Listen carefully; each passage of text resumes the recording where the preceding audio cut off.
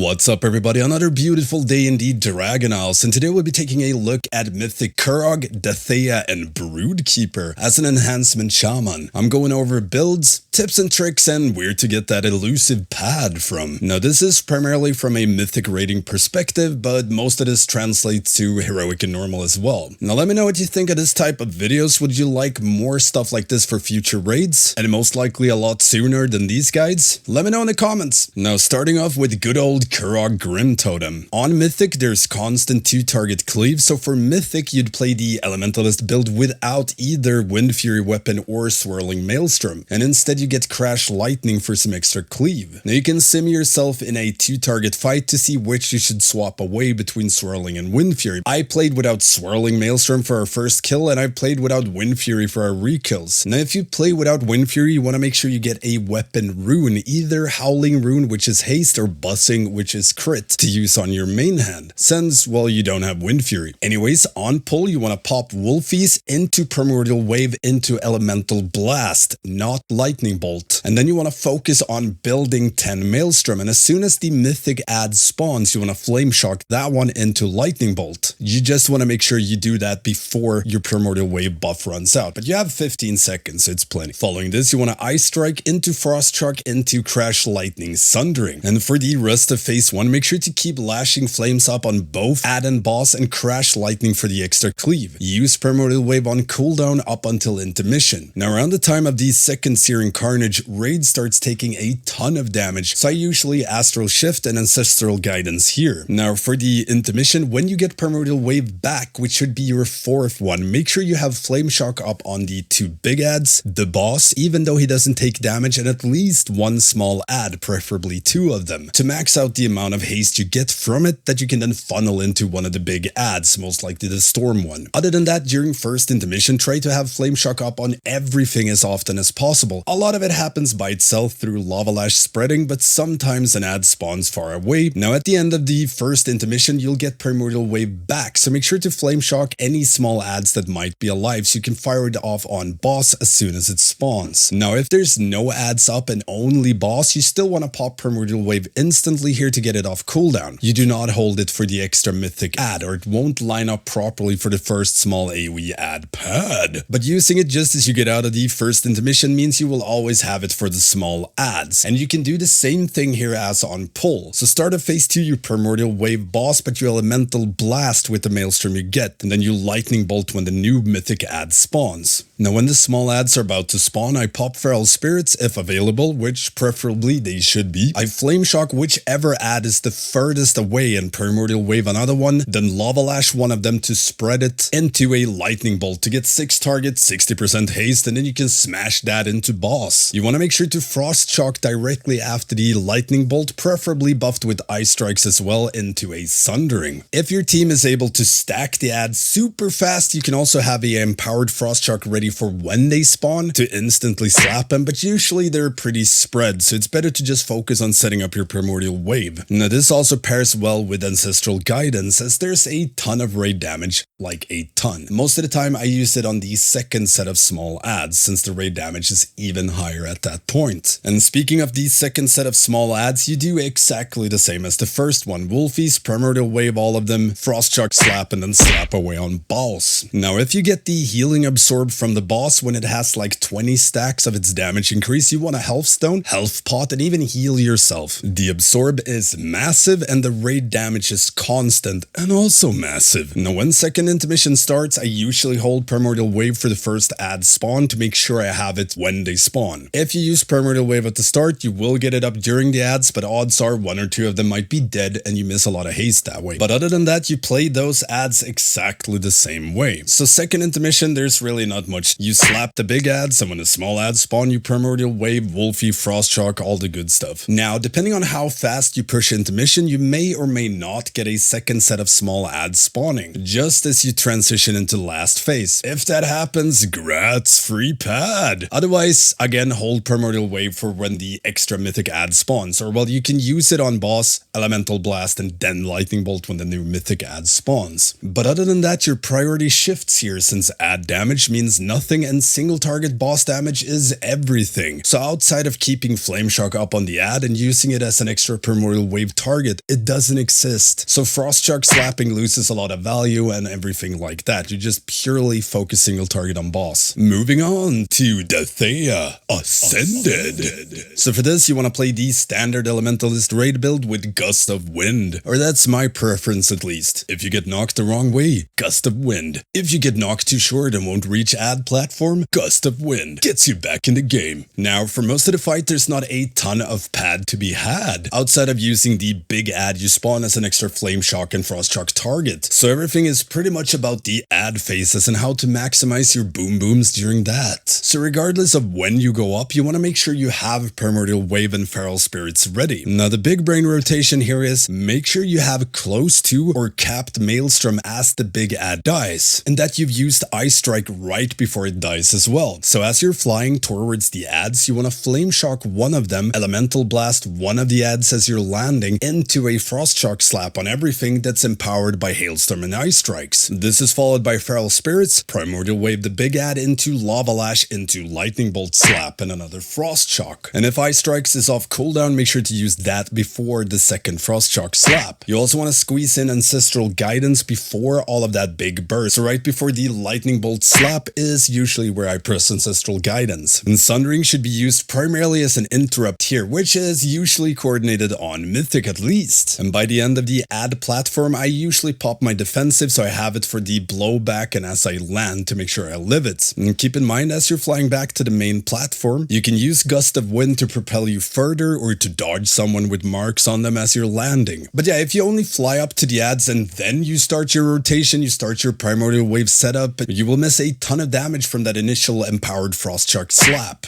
And yeah, whenever there's an add knockback and I'm not going up to a platform, I use Gust of Winds to get back to boss faster. And you can also use Gust of Wind during the boss Cyclone to avoid getting sucked into the middle. But other than that, it's just mostly single target damage and doing the add part properly to max your damage. And onwards we go to Broodkeeper. So this fight depends a bit on if you're an add padder or boss slapper, but we'll talk about both. Now if you're an adds, you should be playing the standard Elementalist build without either Swirling Maelstrom or Wind Fury, so you can have Crash Lightning instead. And you also want to make sure you have Purge in the class tree, just in case. And if you're on boss, you want to play either the standard Elementalist build or Stormstrike Gamba, since it is full single target if you're only doing boss. Big brain. Let's start off with the add pad. Now I pop Wolfies into Primordial Wave on pull. First add pack spawns roughly 30 seconds into the fight. Make sure you can Frost Shock slap them as soon as they spawn. So I try to either have a fully empowered Frost Shock ready, or I make sure to have Maelstrom ready so I can fire off Elemental Blast or Chain Lightning into Frost Shock. And then you just smash away business as usual. Just make sure to spread your Flame Shock on the first add pack. Now when the second part of this pack spawns, you should already have Flame Shock up on a few targets, so you can just Primordial Wave one of the new adds as soon as they spawn. It's your first globals, new add spawns, boom, Primordial Wave into Lava Lash into Lightning Bolt, which will almost always give you 60% haste and a whole lot of pad for your adds. And follow this up with Ice Strike and Frost Shock. Just make sure Lava Lash is off cooldown and ready for those add spawns, else you're gonna feel mighty silly. Been there, done that, screamed into a pillow. You also want to tab target Lava Lash all the big adds for Lashing Flame, that is Flame Benders, Earth Reavers, stuff like that, as they will live long enough for it to be valuable compared to the Mages and Legionnaires. Then I Wind Rush when Earth Reavers are about to die and try to have a Frost Shock slap ready for the new add pack. Now as far as Primordial Waves goes on this fight, here's what I usually do, and just a quick explanation so it all makes sense. Each add spawn on this fight is split up in two, so first add pack spawns after 30 seconds, second part of that add pack spawns 15 seconds later, and it's the same for all add packs. So if I say I use Primordial Wave on second part of first add pack, hopefully you understand what I mean. So let's break down the Primordial Waves real quick. Most of the time I always use Primordial Wave on the second part of any add pack. So first add pack, second part, second add pack, second part with Ancestral Guidance, third add pack, second part, fourth add pack, second part with Ancestral Guidance, Wind Rush when they're about about to die. And if you get 5th pack, there, I use it on the first part. Otherwise, it's always on the second part. Now, other than that, just try to, whenever possible, have Frost Shock Slap ready for every new add pack. So as soon as they spawn, you can piss off the tank and insta-Frost Shock them into your usual rotation. While the tank goes like, oh, wait for 3 Sunders. Noob. Other than that, also be aware of the raid damage whenever there's a Proto Dragon up. They really hurt, so pop a defensive or something. And moving on to the single target slapping. There's even less big brain stuff to do here, as adds will be too far away for you to pad on, so it's pretty much just a patchwork fight with a lot of damage taken. Now, the biggest tip